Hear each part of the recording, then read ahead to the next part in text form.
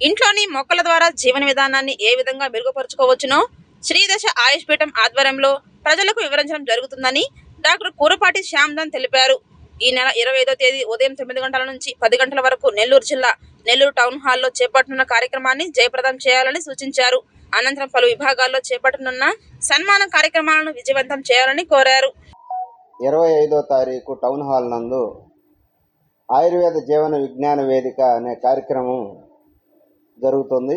ఈ యొక్క కార్యక్రమంలో 3 కాలాల్లో, వర్షాకాలంలో, చలికాలంలో, వేసవి కాలంలో వచ్చే వ్యాధులు మన ఇంట్లో ఉన్న వస్తువుల ద్వారా, చుట్టుపక్కల మొక్కల ద్వారా మనకై మనం ఏ విధంగా నయం చేసుకోవచ్చు, మనకు వచ్చే వ్యాధుల్ని ఏ విధంగా మన ఇంట్లో ఉన్న వస్తువుల ద్వారా, చుట్టుపక్కల మొక్కల ద్వారా చిన్న చిన్న చిట్కాలతో పెద్ద పెద్ద రోగాలను ఏ విధంగా నయం చేసుకోవచ్చు అనేది కార్యక్రమం ఉదయం 9 గంటల నుంచి మధ్యాహ్నం దాకా జరుగుతుంది.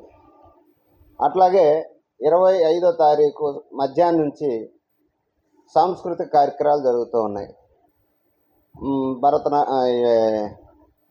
డ్యాన్సులు, కోలాటాలు అలా జరుగుతూ ఉన్నాయి. ఉదయంలో వచ్చేతలకి మనకి యొక్క కార్యక్రమానికి జిల్లాల వారీగా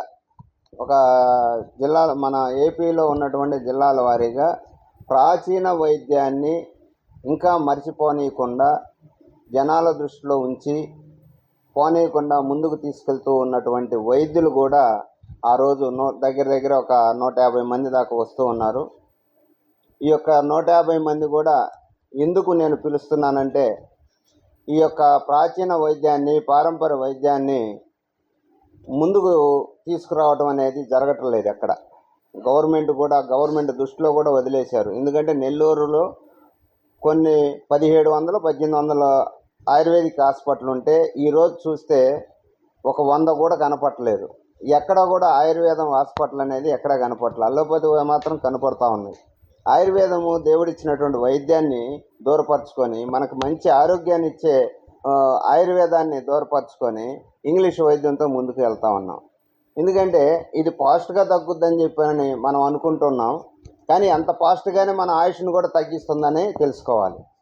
అదే ఆయుర్వేదం ప్రాచీన వైద్యము స్లోగా తగ్గుద్దని చెప్పని ప్రచారంలో ఉన్న అది సూపర్ ఫాస్ట్గా పనిచేస్తాయి, కానీ ఆయుష్ను మాత్రం ఎక్కువగా పెంచుతుంది. ఇది అలోపతి 50%